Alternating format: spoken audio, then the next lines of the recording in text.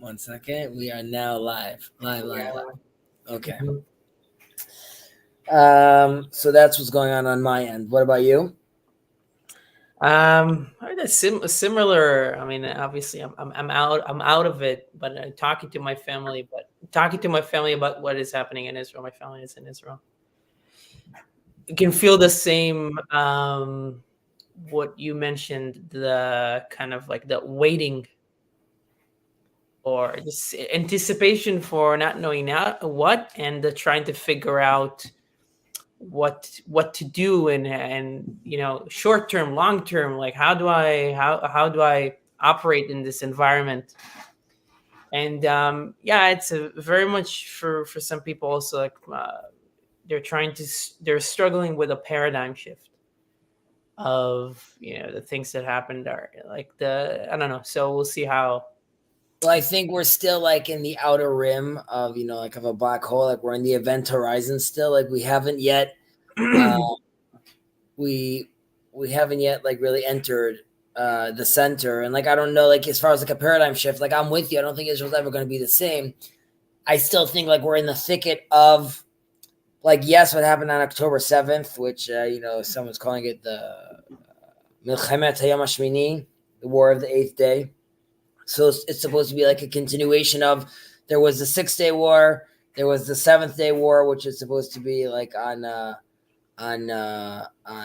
Yom Kippur, and then there is the 8th-day war, which is now the Shmini Atzeret, once we left the Sukkah. And this is all like a continuous part of like these like wars, as part of like the story of redemption, quote unquote. So yeah, I think like chapter 1 happened, and really I've been saying that, trying to be optimistic, how chapter 1, if we look at the establishment of the state of Israel, we're on Jacob's channel, Israel and the Zionist movement, where they downfall come swiftly, and he does not share the same thoughts as I do. But if some see that as Atchalta de Geulta, the beginning steps of the redemption, I would hope this will push start Israel into like a next chapter. We'll see. All right, I see that also the clan of Babylon is here. Hello, sir. It's good to have you over here, and I understand that you were missing from your book club. No, he was missing. He was very, very much missing, but maybe we will get him back. Who knows? Maybe it would be so interesting that he would not be able to enter. He's welcome. He's welcome to join as well. And I see Plebis is here as well. Good to see you, sir. I hope you're having a very good day, and everyone in the family is doing well. All right, let's rock and roll. Is this? Can you scroll back for a second? Is this where we stopped? Yeah, this is. No, you're right.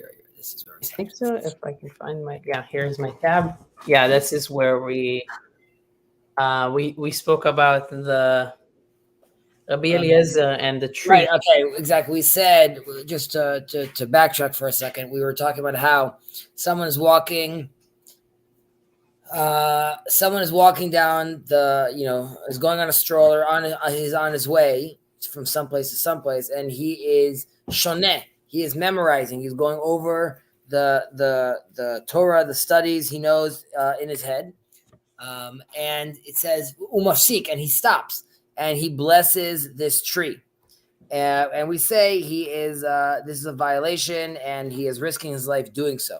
And we obviously, part of what we asked was, this sounds a little curious, because we even know that there's a blessing for a tree, right? So like, why would this be an issue? So there's a hierarchy conversation you could get into about how, like, yes, there's a blessing for a tree, but ultimately, like, if you're studying Torah, that should be the focus. However, we stress the fact that here he says Rav Yaakov's interpretation is umafsik, when he stops. That's the issue. When you created, like, even if you're saying one as Torah, you stop, and then the other is Torah, there was that severing that connection. And if you believe it if you see it as one continuous flow, and there's no stopping, then wouldn't necessarily be an issue with then blessing the tree, because you didn't actually distract yourself from Torah. Rather, you recognize that there's even more Torah to be seen around you.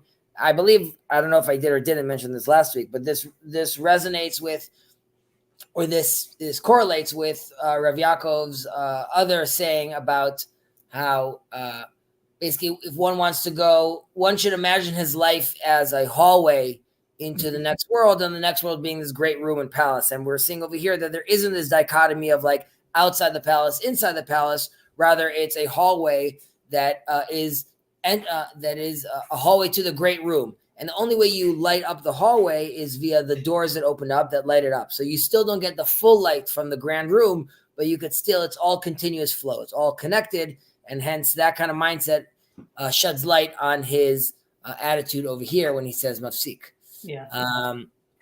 Okay, so let's move into our current one. We're on number 8. Okay, Rabbi Dostai ברבי ינאי משום רבי מאיר. אומר, כל השוכח דבר אחד ממשנתו, מעלה עליו הכתוב כאילו הוא מתחייב בנפשו. Again, with one of these, heavy, intense sentences. שנאמר, רק ישמר לך ושמור נפשך מאוד, פן תשכח את הדברים אשר ראו עיניך.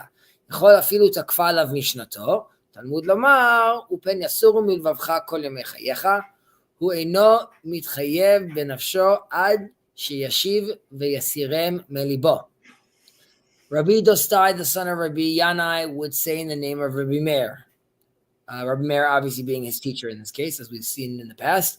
Anyone who forgets even a single word of learning, the Torah considers it as if he forfeited his life. As it is stated, just be careful and verily guard your soul, lest you forget the things that your eyes have seen.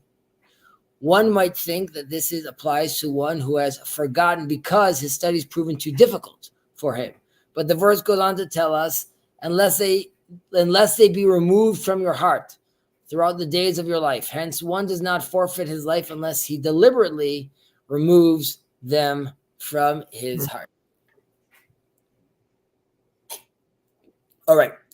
So, Rabbi Dostai, just in general, when we do our little context over here. So he, as we say, he's a student of Reb Meir. He makes his way down to Babylon over the period. That's where he's hanging out most of the time. Famously, he gets into trouble over there with some made men. Well, they're part of I don't know if they're part of the empire there or part of the ruling class. Either way, they're made men, and he's there with a partner of his, and they renege on some sort of deal. Not Rabbi Dostai, but his partner reneges.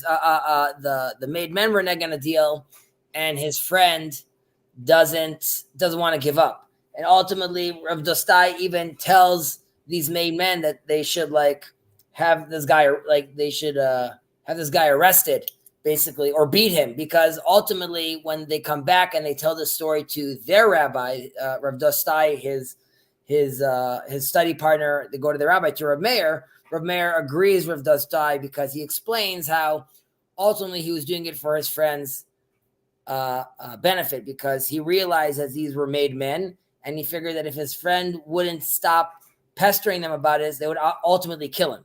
So he said, let them just beat him and get this over with, and we don't have deals anymore. But I guess it's a sort of tough love from a friend of yours.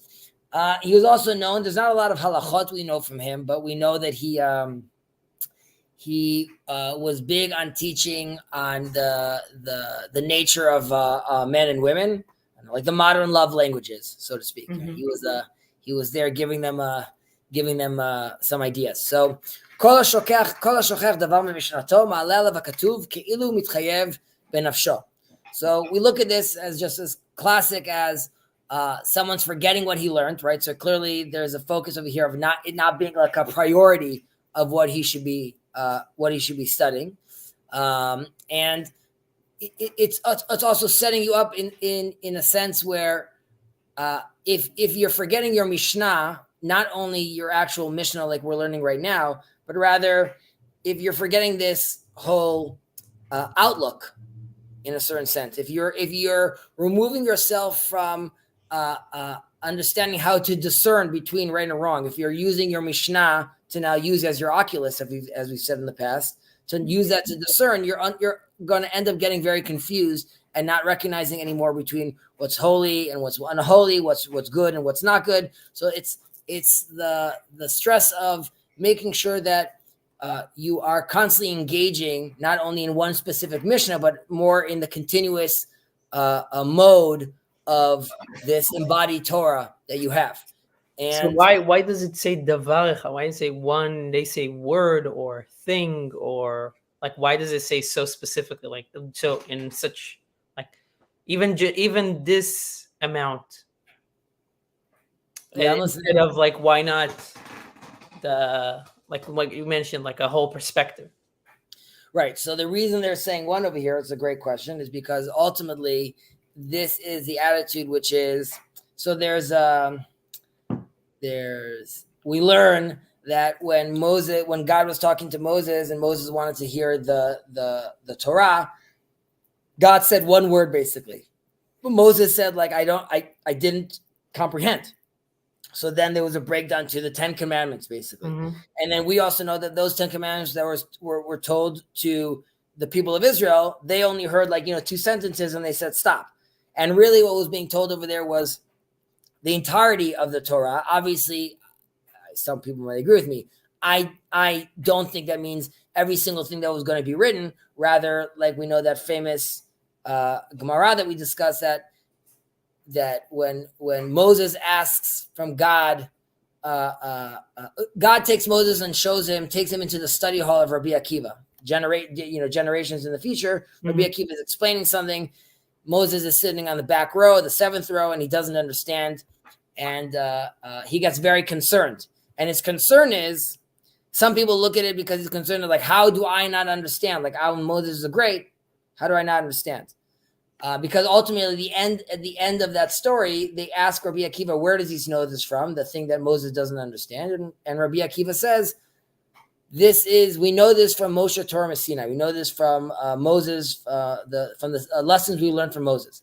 And then Moses feels happy. The reason he feels happy, not because his name was mentioned, rather because he recognizes that these branches that I'm not aware of all come from the one seed. So here too, the word is echad mishnato, because ultimately, if you are learning your Torah as specific individuals, like these are all disconnected pieces. Today I learned Mishnah, tomorrow I'm learning Bible.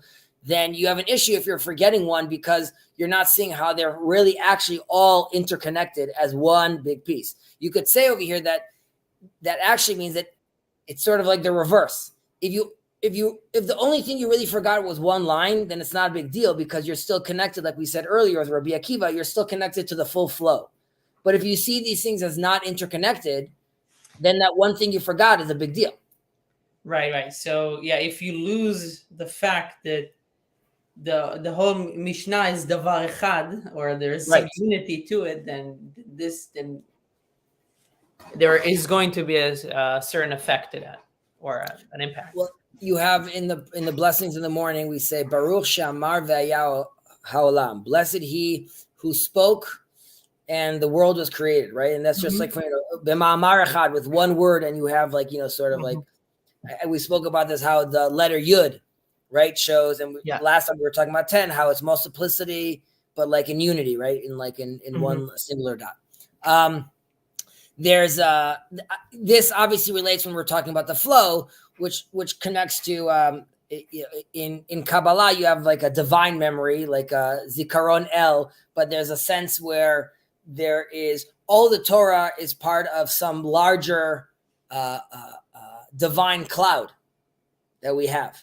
That, and if you are not remembering, you are recognizing that you're being severed from that cloud. And it's like a focus how you should always be creating hotspots of yourself, basically, and making sure you are constantly being connected to that divine memory. There's an interpretation that it's that actually what you just said. just so I to make the connection. I'm sorry, Sure, but sure. just to make the connection also because it reminded me of in the conference we were talking about this in Verveki. In the conference in China, we were talking about it. Verveki was making the point of how we need to like these Embody. conferences, these in-person gatherings allow us to sync together. So it's like you spoke about the cloud now, and the Torah is something that we can sync together into, and then we go out into the world, and we see that as a continuation. So we work through Torah and through what that enables us to do and what that directs us to do. But then we need to make sure that we keep having those connections. So even if we talk about these, like the conference in China wasn't a one thing and then everybody goes and everybody's happy, because everybody will need to continuously support each other and do those kind of things. So that is kind of like something that was echoed there as well. Well, very much with the Hagita B'Yomam V'Layla, right? It's something that you do continuously. Even though this is something I don't participate in, this is definitely something I still support, which is the Daf Hayomi, the daily page of Talmud.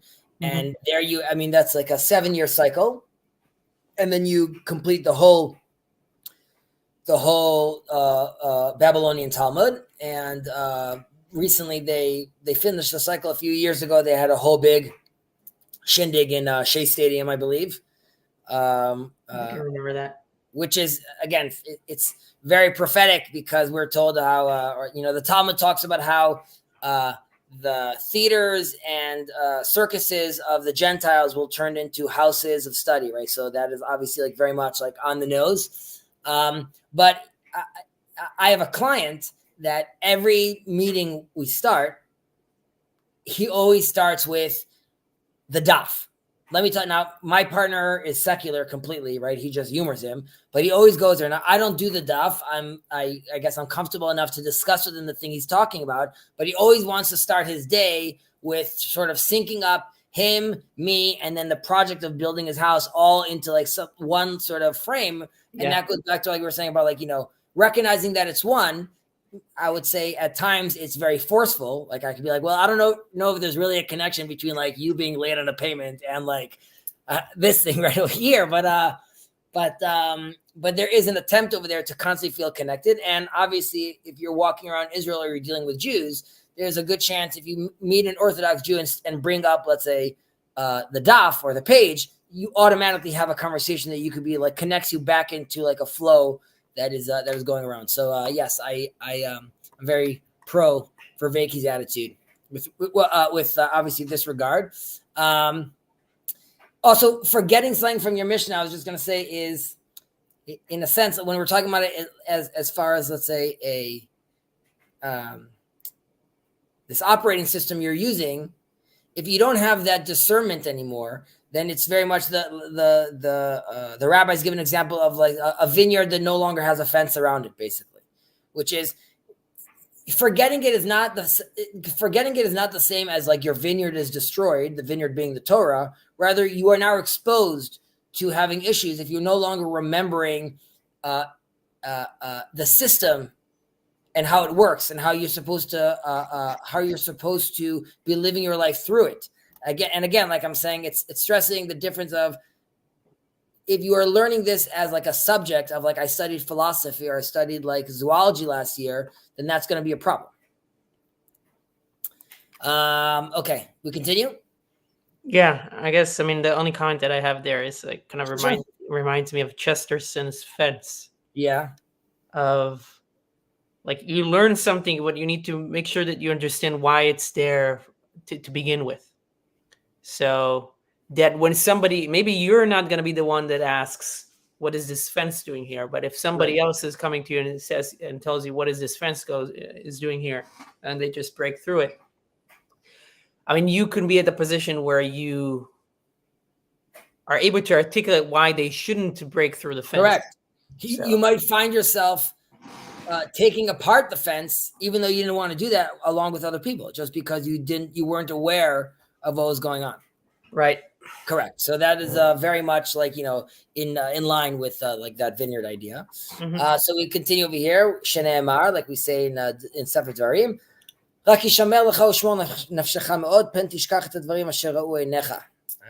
Anyways, it's about talking about your experience in Sinai. So here again, and you could see this as an example, like I was saying earlier, about how the one is referencing the whole Torah in its entirety, because it's using this example over here when you were back in Sinai over here. And again, that was a sense where you're getting over here, even it's 10 commandments, ultimately is you're getting here the unit of Torah. From God's utterances all the way till interpretations that Rabbi Akiva has to the conversation we're having today. We see this as a continuous flow. So Rabbi Dostai asks, which makes sense. He's like, 1 second. We just said right now that, like, I forgot one thing. The guy is now forfeiting his life. What's the exact translation over here? If his studies prove, what if one has forgotten because his studies proven too difficult for him, right? So what if that kind of situation? So we have to also try to understand, like, what does that mean? Like someone that it's like too difficult for him to understand. So there's a sense, like we're saying, going back to the one, that if you are learning the Torah and you are being exposed to it, let's say, and you are now, I hope you don't mind, I'm going to use you as an example right now. Okay, so you're coming and saying, listen, Chazi, I'm going to study with you Pirkei Avot, and I'm doing Bible study here, and I'm doing this book over there, but right now there's still separate pieces. Yeah. The reason there's still separate pieces is because I'm still on the journey of unifying them into one. And that is a very difficult and daunting process to do, to push it all back into the sense of it's all one again. And because you have these different ideas and they're pulling you to different directions, and there's different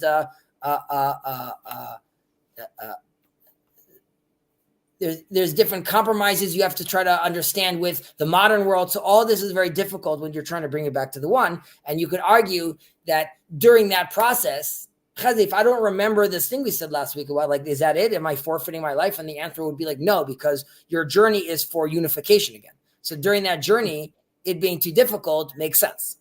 Yeah, that would be one interpretation, saying, going back to the idea we had about like it being one. There's a sense that it's difficult because if you never really understood it the first time, it's very hard to remember. Right. So it's not like that you purposely have forgot it, rather that you've been trying to understand it. It wasn't taught to you well. You weren't focused, but because you didn't understand it well, you couldn't forget it. So again, this is in a certain sense, in classic Chazal form, they come up with an intense statement, but then create a lot of different safeguards to make sure that doesn't actually happen, that quote unquote bad code doesn't promulgate. So you're not killing people left and right. Rather, now we're seeing over here, there's other layers to it. There's obviously a more classic interpretation that what if someone forgets because he's old, because he's sick, because he's reached his mental capacity, right? This person is a great student and he's working very hard, but that's it. That's what his limit is from a cognitive perspective. Yeah, it's very interesting. Kind of reminds me of the discussion that we had in the book club. And when you were kind of describing me as an example of like trying to, I hope that was okay. Yeah, no, that's good. But kind of made me thought about trying to figure out how to unify these things, and how to connect them with kind of the modern perspective, for lack of a better word, and what we discussed about the book club was kind of this idea. I think PVK talks about it. Maybe somebody said. Gentle slope and steep slope, meaning that Soloveitchik might be more of, or the Litvak kind of idea would be more of a steep slope. Like you have specific ideals and you need to like make sure that you do them as well as you can, as opposed to maybe specifically the Chabad idea for a Jew is like I can come to the synagogue on a Friday night in a car, right. Just to begin with, because it's like I do the things that I can do, as well as I'm able to kind of like incorporate them into my life. And the move that Chazal is doing here, that the sages are doing here, it seems to be to me like something of a hybrid, where I think that's kind of like maybe this is like the synthesis, or this like the compromise here. I don't know if you call it a compromise, but they're posing an ideal of like, do not forget how important each and every single point in the Mishnah is. Let's say, let's take that simple interpretation, and then they give you conditions or kind of like edge cases of how to handle. Okay, if you really can't, so here's a way to move forward, make progress, making all those conditions. So again, it's something that's like they're posing this steep slope of an ideal, and then providing for specific context, providing those maybe gentle slopes into that ideal. Using the slope idea, right? I mean, not that I'm a climber, obviously, but like, there's the slope, obviously, but then there's on the way up on the mountain, while it looks very daunting, and clearly you would tell someone like this is like a vertical climb, there are little posts up across the mountain where other people have already put in their support, things to grab your thing on, and if you go up over here on this line, there's so yes, I think that's a good analogy. Yeah, and on the mountain, also on the way to the mountain, that makes me think about climbing as well. There are things that you can do specifically. There are ways that you can get to the top that you can do better than other people. If you're tall, then you can go a certain route where, there is a higher kind of like where you need to grab something, but because you're taller, you can do that. But if you're somebody that's like has a good other physical ability, like to jump from place to place, then you can maybe do that. So there's to each kind of like to each his own. I mean, what is the quote? Teach a boy according to his. Oh, to each according to their. Oh, now I'm blanking out of it as well. Well, no, I mean, you're talking about it Hebrew. Yeah. Mm-hmm. Yeah. So, but yes, obviously we learned that from Jacob and Esau. We asked like, how did they have such a completely different how their trajectory is so different, and the attitude is that their father did them a disservice raising them the same way, and rather there should have been like each one should have had their own sort of own personal touch, which because every kid is an individual and everyone's very different, there really is needs to see where certain kids shine and certain individuals or adults, obviously, like you were saying, where I could jump higher, where I could run, where I could utilize my skills in a better fashion. And we also mentioned that in the last few Mishnayot about Ata v'shelcha shelo, when we were saying that you and yours, and there was an interpretation over there that you should be giving God from your skills. And like you as an individual, there's some people that could praise God in singing and speaking, and there's some that could do that in dancing, and there's some could do that through medicine. But like obviously utilize your skill to praise God. I see from here, from the Cloud of Babylon, steep slope, flipping out, gentle slope, Chabad. All right. Okay.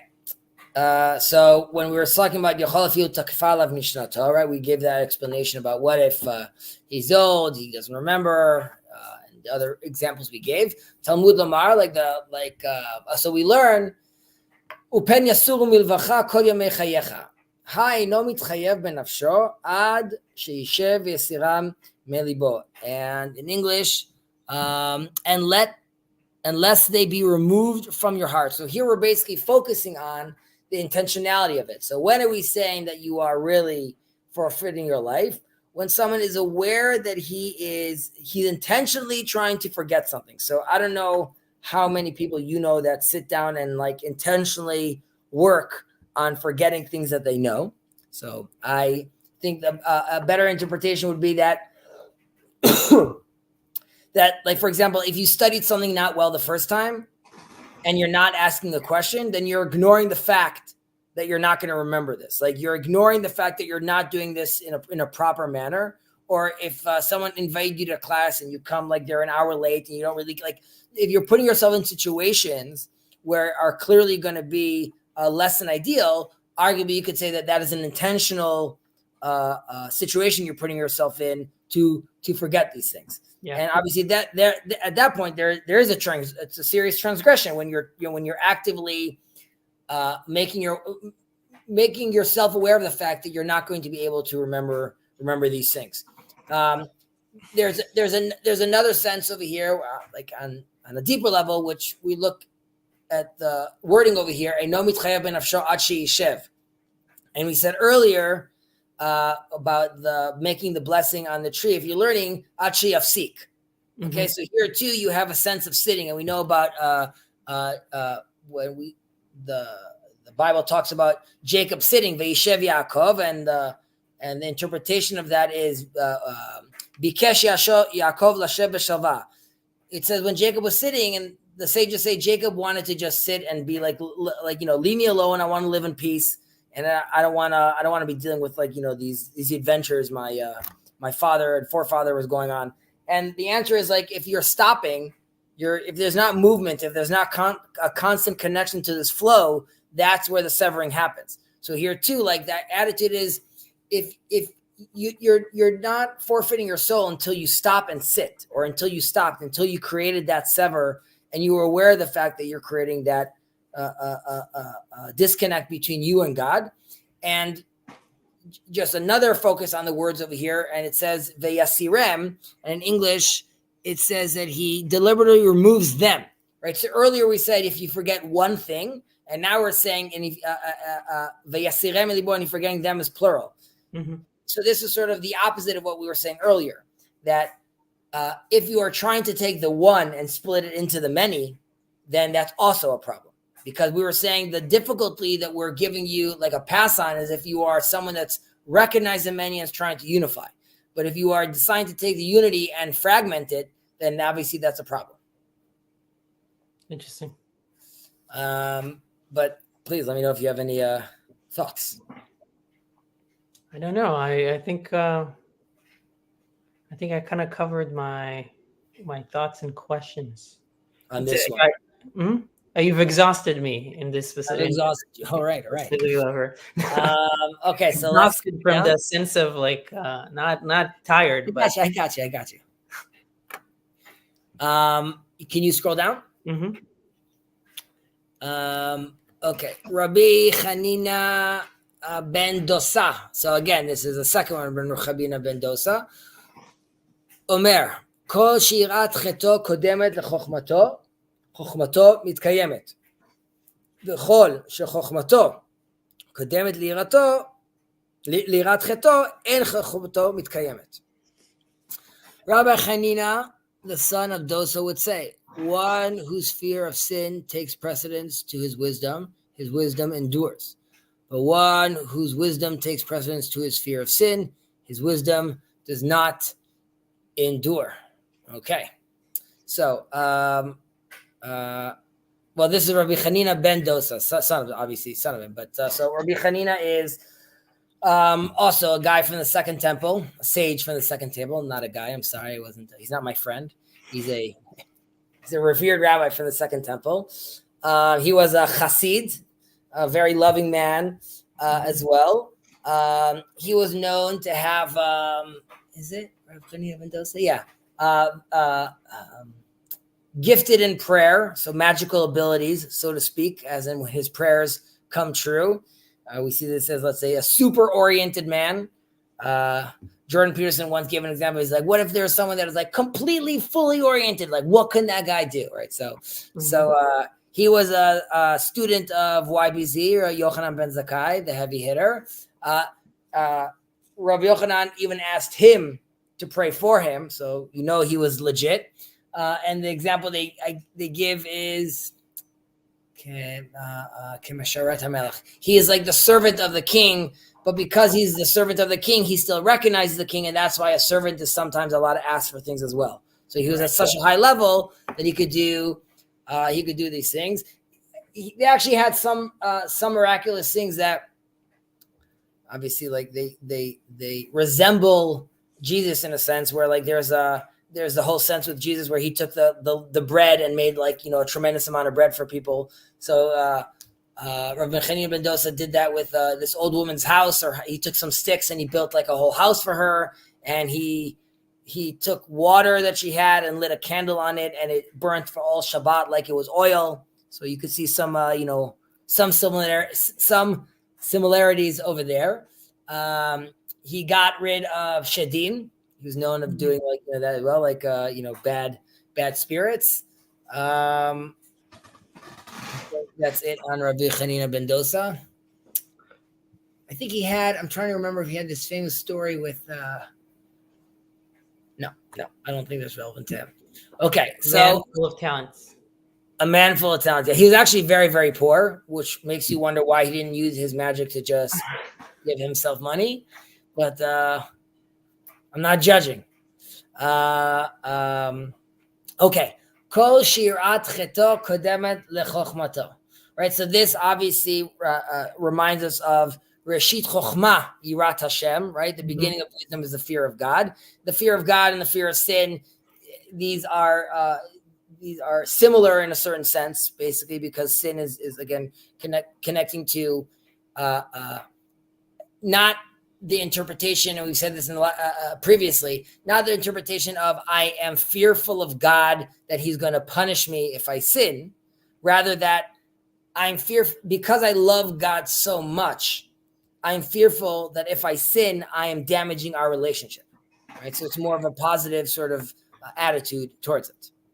Wait, so let me ask you something. Just Sure. This is a whole discussion in itself, I know. So maybe we need to schedule something. But just because this came up in a conversation with my friend as well. But you just mentioned that the fear here is not because of the punishment, or maybe this specific view. It's not because of the punishment. It's because you're severing a tie to somebody you love, but isn't. I mean, if we think about the Rambam, I think, and in the Shema, it says there's this punishment and reward aspect that is very important. So aren't we all also just afraid of aware of the reward that comes with mitzvah and the punishment that comes from sin? And how so? Yes and no, because that's what I expected by now. So we also learn that you're not doing something lo menat lekabel pras, right? You're not doing it to get the reward. You're doing it for the connection. So even if you know that you're doing the good deeds, the idea is don't focus on the reward that you might get now in the world to come. Don't make those calculations. And Chazal are also very sensitive about that, not going around making those calculations. And we obviously, we have the big issue of Job, right? And Sadiq Veralo, how does the righteous, suffer? So these are all things in a certain way that are all connected. But I think it's more about recognizing that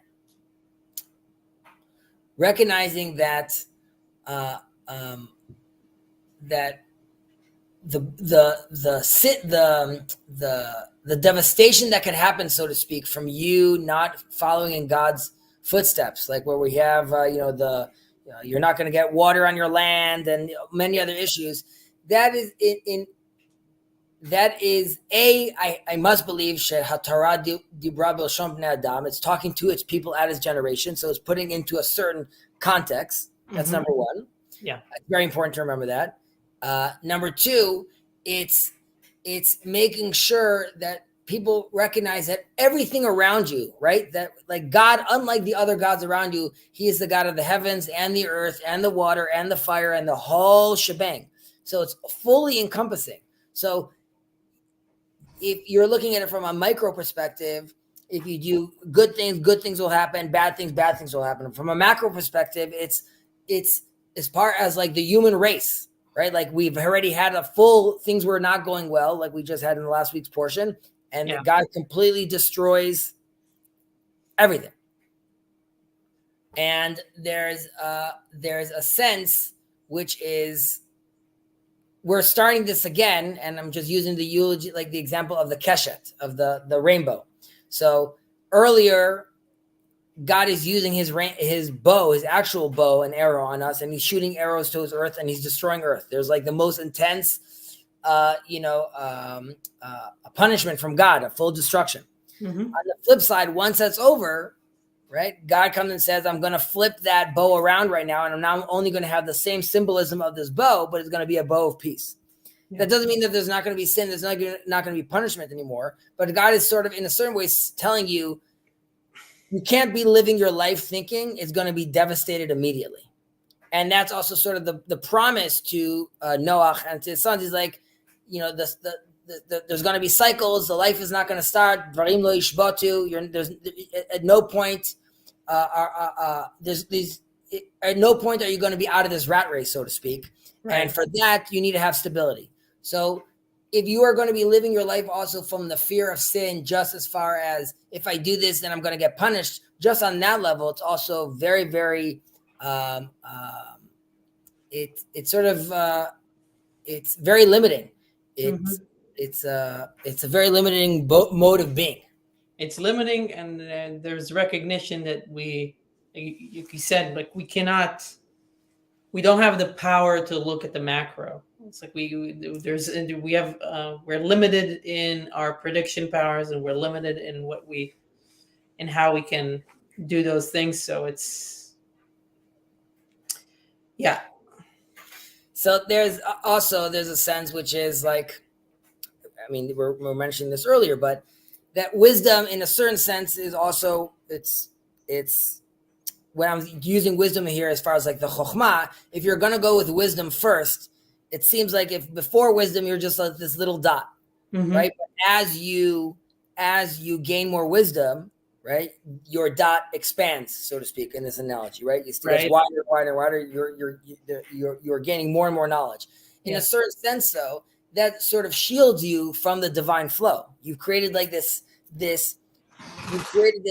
sense when we've also spoke about the Yordei Merkava, the descendants of the chariots, and why they call the descendants, because they're leaving from your vantage point, from your point of view, which is like this highest point as far as you're considered. So the more wisdom you accumulate that's devoid of the fear of God, and by that I mean, like, again, understanding, putting your priorities in check and your connection to God first, then that wisdom in a certain sense could overreach. It's not only overreach. Now the flow is making its way towards you, but you already are too much in this thinky talky land that you are being shielded from this flow in a certain sense. And yirah, not as far as fear, but yirah is the place of acceptance. Okay, that allows for an openness. And if you're open, then that allows or in Kabbalistic term, the Ein Sof to go through you. You're never going to reach the Ein Sof. However, you could allow the Ein Sof to completely move through you constantly if you're open to it. And we mentioned this also when we said Modeh Ani, the blessing we say in the morning. Because who are you even to think about yourself as an individual on this point? Because you're nothing, right? We're a little dot. There's the whole cosmos out there. But once you recognize the Ani, when you say Modeh Ani, once you recognize yourself as seen by God, and to do so, you need to do so through yirah, through the fear of God. That allows you to now see yourself in a certain sense and be open to having a relationship with God. But it requires you first to recognize yourself as subject to God before having your whole wisdom conversation. Yeah, very interesting. I think you kind of gave me a visual. I had a vision of what you were saying in terms of like the fear being. If I think about it almost in terms of goal setting or problem solving, which is kind of like things that I do kind of as part of my profession. So if I think about it, like if you try to set a goal and you make it, and you have no context of what's around, you have no context of any kind of constraints, right? Then you're gonna sense what you're doing. If you're spreading yourself too wide, you're not. That's what I was saying in terms of overreach. You might kind of like expand to a point where actually you're not able to go. But if you define your constraints, if you define your context before that, and that's I think what Viveki also talks about in terms of enabling constraints, then you are able to kind of have the right boundaries from within you can kind of expand towards them. So it prevents that overreach. So, like we're saying that, like basically, like the wisdom is not like, it's not, we're not only talking about like the intellectual knowledge, but it's also like how you apply that knowledge that you know in like a moral and ethical way. So like it's to fear God is allowing you to like encompass the ability to make like the wise and like righteous choice based on your understanding of, let's say, the Jewish teaching, right? So you are empowering your wisdom at that point. Mm-hmm. Or I'm saying it's layered on top of that. Yeah. Okay, so ultimately, when he does all that, then we said that the kol shechochmato, the kol shechochmato kodemet liratcheto. Hey, did we just read that one or no? Kol shechochmato. No, sorry, we didn't read that one. We didn't Sorry. We just read the first one. So Yeah. chochmato mitkayemet. We should also talk about what chochmato mitkayemet means. That like the wisdom endures. So first, obviously, that like it endures, like we said about the operating system, it works well. Mm-hmm. If you have a system and you've integrated these two things, so just very clearly, like then that's a system that has proven itself, that works well, that allows you to sort of move forward properly. It also like it allows you, like we said again in Kabbalistic terms, it allows you mitkayemet, it allows you to become a proper vessel that could receive the wisdom, and it also is showing that like it's if someone is deciding to purposely connect his his morality and his wisdom together, there's a sense that ultimately that will, his knowledge and appreciation of God will strengthen over time. Yeah. וכל שחוכמתו קודמת ליראת חטאו, אין חוכמתו מתקיימת. So, but one whose wisdom takes precedence to his fear of sin, his wisdom does not endure. So it's obviously the flip side over here. If you're just engaging from like an intellectual matter, like devoid of like the human experience, you're not going to be able to like have like a proper wisdom over here. And obviously, as far as the Torah is concerned, it's giving you its interpretation of like, the human story and the human condition. So you're looking at the human experience through that. But ultimately, this and even what we're going to say in Pirkei over here is talking about embodying as well. Mm-hmm. There's, I don't know if this was what you were talking about as well, but there is something about when you construct your understanding of, let's call it belief, when you're constructing your beliefs, but we can assume that with your beliefs come behaviors, right? How do you interact with the community, the things that you do day to day. If you're constructing your beliefs through, let's say, rationality, so maybe let's say chokhmah here is also synonymous to rationality, then in certain conditions, you would be in a position where your rationality can break apart that understanding very easily, and then it doesn't last. That's like we said about that ring of wisdom that you have. Yeah. Mm-hmm. Yeah, but so I guess it's that shield of wisdom, but like a shield in the negative sense. A shield in a negative sense. When I was saying, like, you start off with a dot, and as you learn more and more wisdom, that dot expands. But as that dot expands, it's very hard for you then to, if then you're having this other interpretation, you're having this other experience through, we were talking what we called, let's say, the fear of God or the fear of sin, right? But now you have this whole force field that you've built already that is not allowing that flow necessarily to come in as easily, because like you just said, you're living solely through this rational mindset, and now is a priority. So what I was saying, I think it's different, and it's just, I don't think I spoke with you, so that's why I'm mentioning is that you can view you can think that by being a part of a religious community, for example, this is your belief, this is your chokhmah, so you're not fearful of the sin. You're constructing you want to participate in a community because it's has a utility for you. You can go there with your family and you meet people and you have friends and maybe you sing, you do those things, and it has utility. But if your community becomes a place where there's more fear, there's more strife than love and singing, then rationally you can think, well, this community doesn't give me the utility that I need, hence I don't need to be a part of it. There's nothing beyond that. Like it's not about any kind of connection that I want to make with God or anything beyond that rational idea of what's the utilitarian idea. So that was kind of what I was thinking about. And I think it was maybe it's Yeah, no, that's different than what I was saying. I hear what you're saying now. I got you. Yeah. Okay, we'll continue with number 10, Yud. Hu haya omer. We're continuing with Rav Chanina over here. Kol shema'asav merubin mechochmato, chochmato mitkayemet. Kol shechochmato meruba mema'asav, en chochmato mitkayemet. It continues, הוא היה אומר, כל שרוח הבריות נוחה ממנו, רוח המקום נוחה ממנו, וכל שאין רוח הבריות נוחה ממנו, אין רוח המקום נוחה ממנו.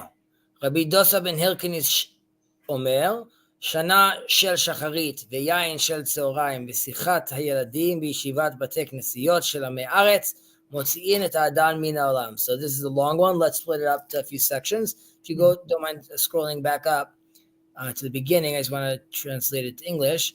He would also say, one whose deeds exceed his wisdom endures. But one whose wisdom exceeds his deeds, his wisdom do not endure. So like we were saying earlier, obviously, that it's obviously wisdom alone is not sufficient. We're talking about it needs to be applied for them to having any lasting value. And like what we say constantly, like, to remember, or like Grim Gris says, remember, embody, to embody these things that we're actually learning. And this brings up a famous discussion in the Talmud about what's greater. Is it Talmud Torah? Is it the study of Torah, or is it the actions themselves? And ultimately, we end up saying that Gadol Talmud Shemavili Damase, right? It's the study is great because it brings you to doing deeds.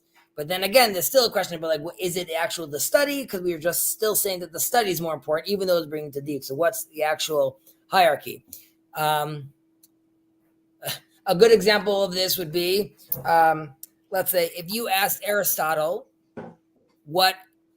if he was reading the Bible, what his favorite book was, it would be Genesis, right? Like how do these things happen? Give me the wisdom. Mm-hmm. Ironically, Rashi on the first verse of Genesis says, why are we even starting here? We should have been started on this specific law about, about, or something, right? Exactly. And there you can see the differences, because Rashi is saying yes, I care about the wisdom, but I only care about it because ultimately it brings me to doing the deeds, which have intricacies, and that's what I want to see on the ground. Give me the actual acts. Mm-hmm. Forget the wisdom. And there's a sense where we run after wisdom and don't, we live in the thinky-talky land, but on the ground, don't go and do these things. So I think that would be a good example. And I guess Aristotle will forgive me if he was more excited, was more interested. Maybe he wanted to know about, what to bless on the beginning of the month. Yeah. Exactly. So it's, I don't know.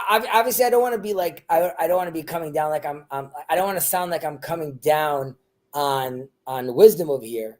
But it's all about the pairing with the ethical, with the moral at the same time. That's what these Mishnayot are stressing to us over here, that it can't just be in a vacuum, that there's just someone that has tremendous amount of wisdom, but that's not actually manifesting itself on the ground. And as far as Judaism is concerned, that only manifests itself via your priority of fear of God first, which again should lead you, if you are studying the Torah properly, it should ultimately lead you to leave the study hall and do the deeds. Yeah. And I mean, it talks about here, it seems like it's talking about, it's not disregarding wisdom. It's talking about a certain balance, right? Just make sure that you have deeds that exceed your wisdom, so that it's almost like you're recharging, so that you can kind of practice the wisdom that you've put in. And also the fact that it said the small thing, the fact that it says the wisdom endures means that it's important for them that wisdom does endure. So obviously it's an important aspect. Right. So it not only is it an important aspect, like those that wisdom of yours, we're interested for it to stay, and it's also a little more difficult to change someone's mind with regards to wisdom. But like through repetition, deeds could, like, you could make a conscious effort with that regard and really create change. So like there's also like a stress on saying, again, like, even if your wisdom that potentially requires tweaking, that could be done through the process of acting properly as well. Right. Obviously, like you need, like, you could notice over here that we were talking about the difference here of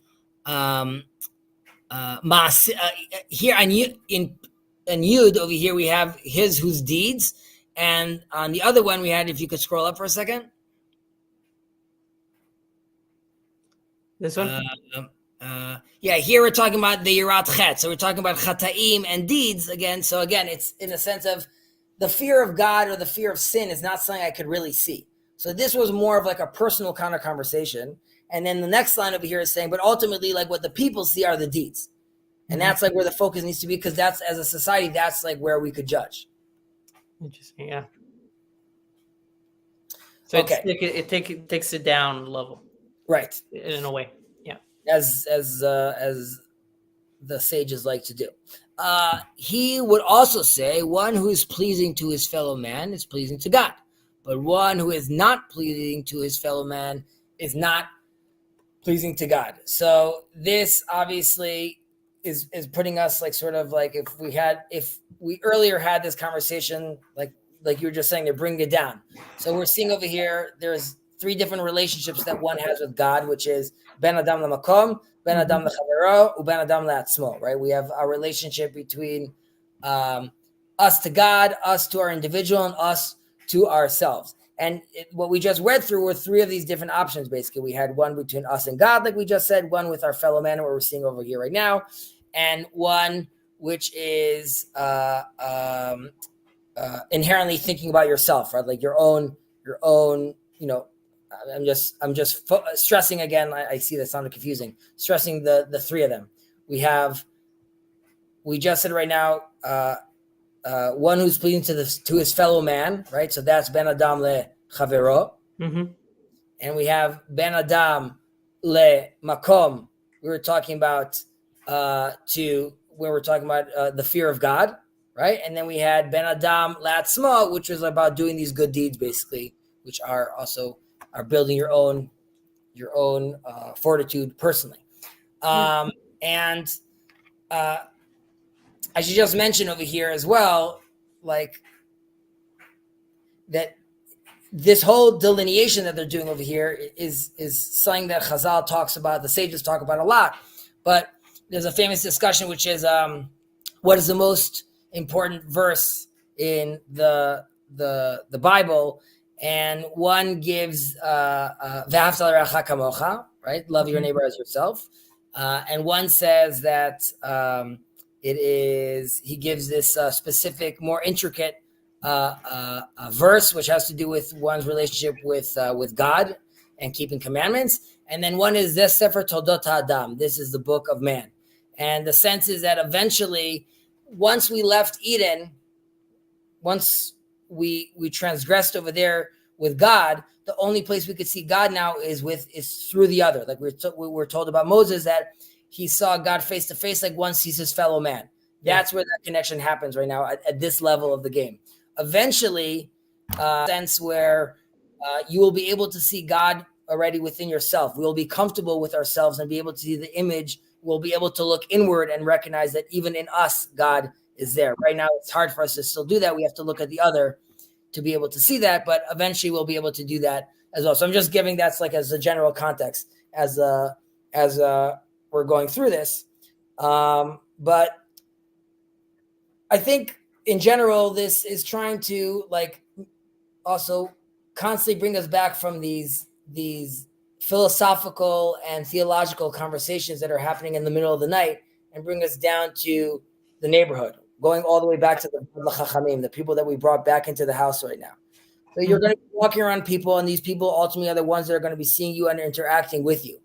And these people, if you're acting properly and people see that as well, not only is that glorifying God's name, because ideally you're acting in a proper way, and that's elevating you and the neighborhood, but that's ultimately where people get to see that fully embodied, right? Are you a man of integrity? Are you acting properly? Do people want to have you as part of their community as well?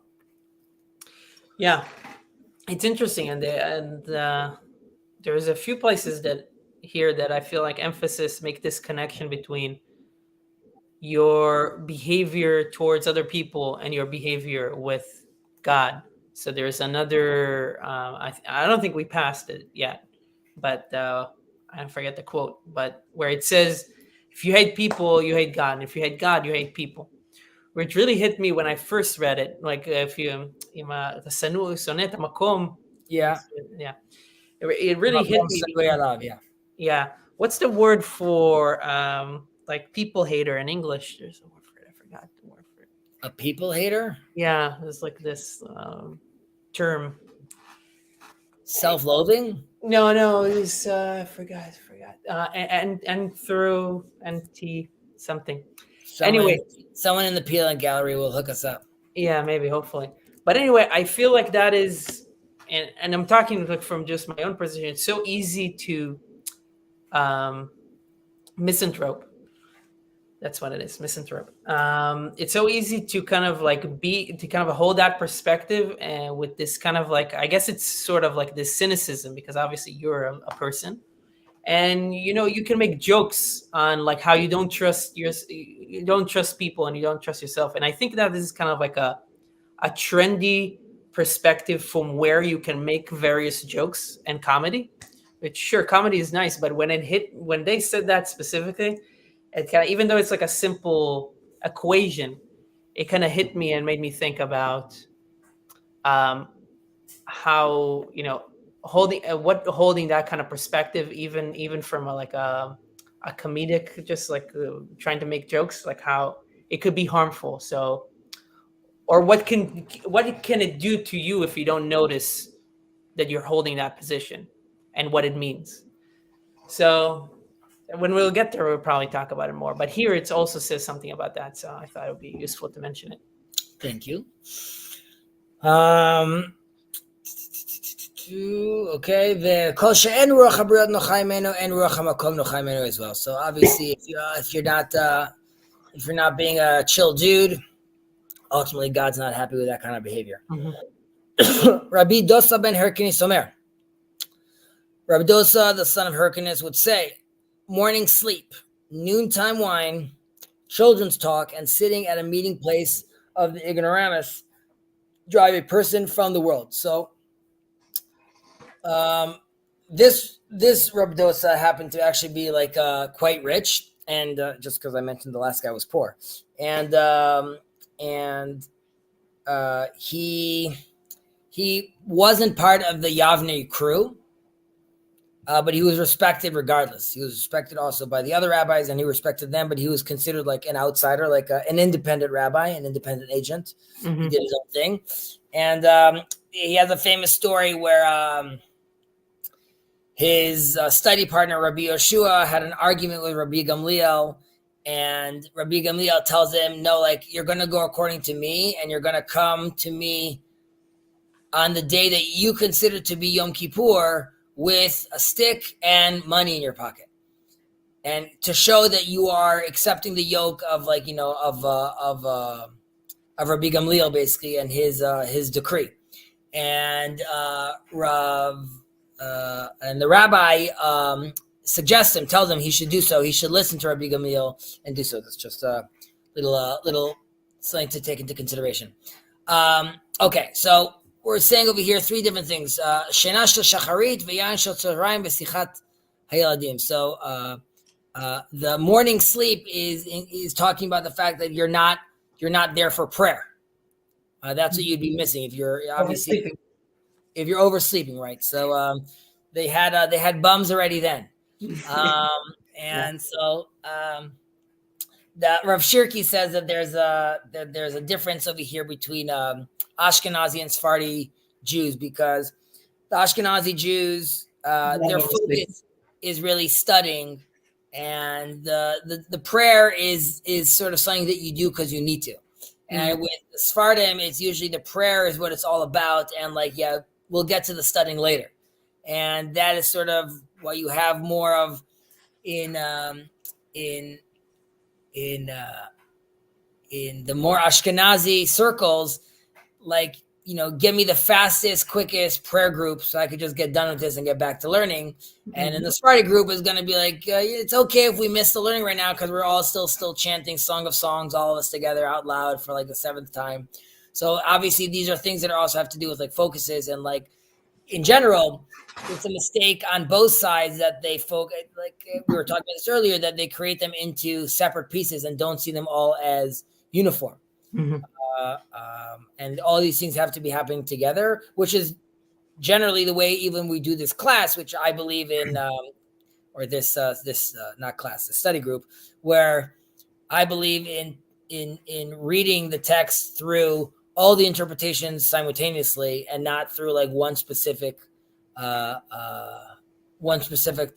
viewpoint. Right. Now, the wine, obviously, which I like over here, which talks about noontime wine, because it's saying like if you're gonna drink and you wanna like chill, do so at night. But if you're just like getting hammered in the middle of the day, obviously, it's very clear that that's not going to be appropriate. That like I also think that even the children's talk over here, it's like a double-edged sword. Once it's a dig at the guy doing it, which is saying like you're going into a pointless conversation. Yeah. You would have with a child. On the flip side, you could look at it as like parents, which is don't let your children's talk be nothingness. It's like, you should already invest in your own children when you're having conversation with them, that their children talk isn't nonsense Peppa Pig children talk, but rather it's there's somewhere you could actually go with this, or there's some meaning, or it's grounded somewhere. Also, 3 of these things, even the one we didn't fully go over, which is just like the meeting place, which you can see that the Chazal is always talking about timing and measurements. These are things that have no time limit, right? Like the morning sleep is to show that basically like you went to sleep at night and like there was no set time to when it ends, right? Yeah. We know that the Torah talks about like when's the right time to say the Shema. You have to be very time sensitive. But if someone is feeling that he's sleeping leisurely, that clearly someone is not wrapping himself through the idea of like this time limit. Same thing with like the noontime wine, which is like you're just allowing yourself to just procrastinate and be lost in this sense of nothingness when you should actually have a fairly regimented schedule.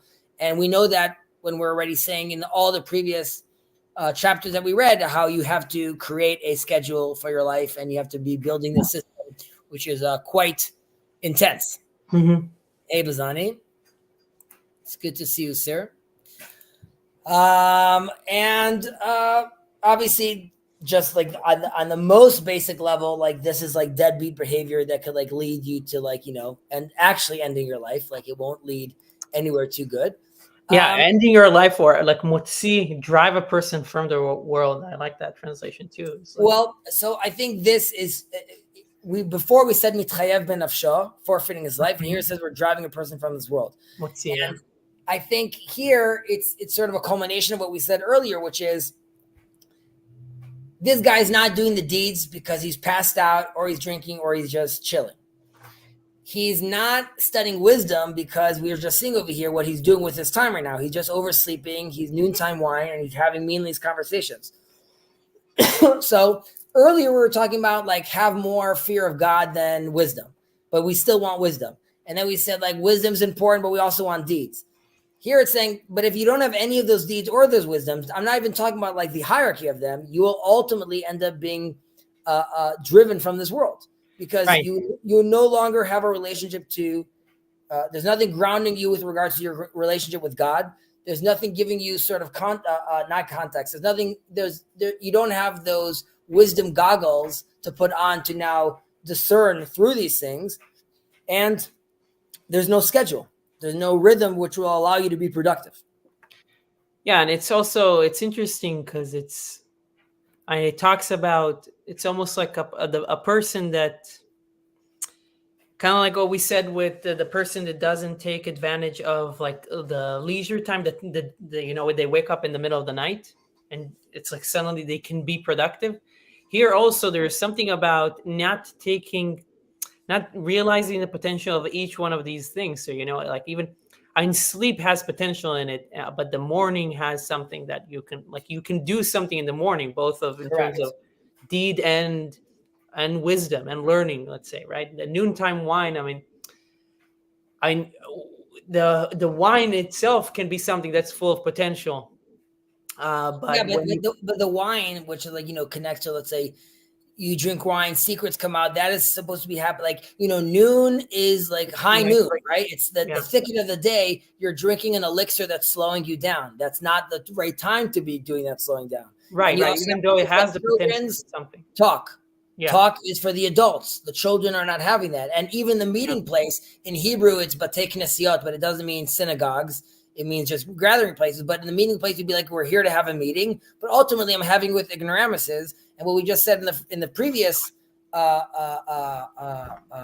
portions, where we're saying, like, does God, is the divine presence there if between two people, between five people, between a group of 10? But in all of those, we were saying that the focus is the study of Torah, or there is it's not a whole lecture, but still that is what's sustaining the conversation. Here you're being told, like you just said, that you have these opposites sort of that you're trying to pair together that ultimately leave you empty-handed. Yeah,